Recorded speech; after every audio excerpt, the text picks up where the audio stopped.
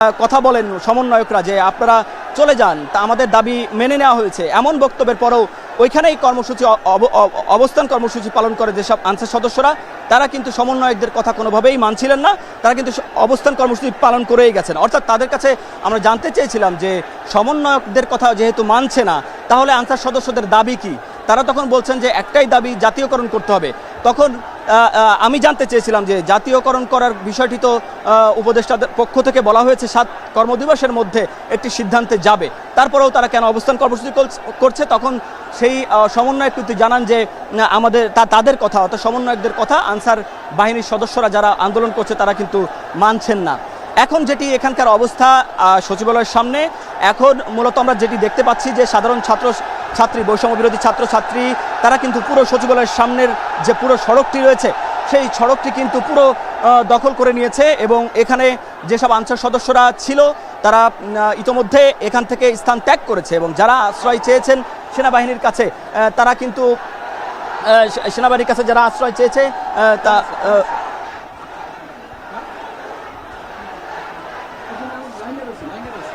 যারা আশ্রয় চেয়েছে তারা কিন্তু সচিবালয়ের মূল ফটকের পাশে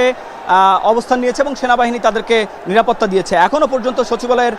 যে মূল ফটক ভেঙে তারা ঢোকার চেষ্টা করেছিল তাদেরকে বের করে দেওয়া হয়েছে,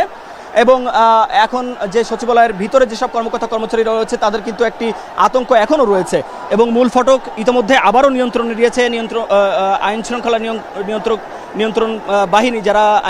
আইন শৃঙ্খলা নিয়ন্ত্রণের কাজে নিয়োজিত রয়েছে। এখানে সেনাবাহিনীর সদস্য যারা রয়েছে, পুলিশের সংখ্যা খুব কম দেখেছি, এবং এখানে যেসব আনসার সদস্যরা রয়েছে তাদের আমরা দেখেছি যে তাদের ইউনিফর্ম খুলে এখানে বেশ কয়েকজন সদস্যকে আমরা দেখেছি সেনাবাহিনী তাদেরকে এখানে আশ্রয় দিয়েছে, এবং তাদের ইউনিফর্ম কেন খোলা আমরা সেটি এখন উপর থেকে বুঝতে পারছি না। তবে সেনাবাহিনীরা তাদেরকে বলছে যে তাদেরকে নিরাপদ আশ্রয়ে যেতে, তারা নিরাপদ আশ্রয়ে যাচ্ছে, এবং এই যে সচিবালয়ের মধ্যে মন্ত্রিপরিষদ বিভাগের সামনে যারা যাদেরকে শান্তিপূর্ণভাবে নিরাপত্তা দিচ্ছিল সেনাবাহিনী, তাদেরকে কিন্তু এখান থেকে সরিয়ে অন্য কোনো স্থানে নিয়ে যাওয়া হচ্ছে। তবে তাদেরকে কিন্তু গ্রহণ করছে না সচিবালয়ের ভিতরে যারা অবস্থান করছে সরকারি কর্মকর্তা কর্মচারী, তারা কিন্তু এই আনসার সদস্যদেরকে একেবারেই মেনে নিতে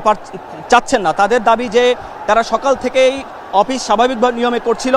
কিন্তু আনসার সদস্যদের এই যে আন্দোলন, সেই আন্দোলনের পরিপ্রেক্ষিতে তাদের কাজে বাধাগ্রস্ত হতে হয়েছে, তাদের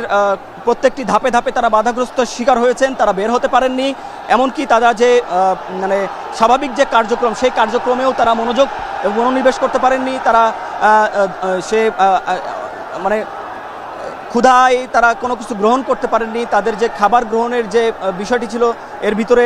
তেমন কোনো সুবিধা না থাকায় অনেকেই এখানে আমরা দেখেছিলাম যে সন্ধ্যার পরে একজন সদস্য, অর্থাৎ সরকারি কোনো একজন কর্মকর্তা হবেন নিশ্চয়ই, একজন মহিলা, তিনি কিন্তু অসুস্থ হয়ে পড়েন, এবং অসুস্থ হয়ে যাওয়ার পরে কিন্তু তাকে যখন যে পল্টনের সাইটে, অর্থাৎ প্রেস ক্লাবের পাশে যে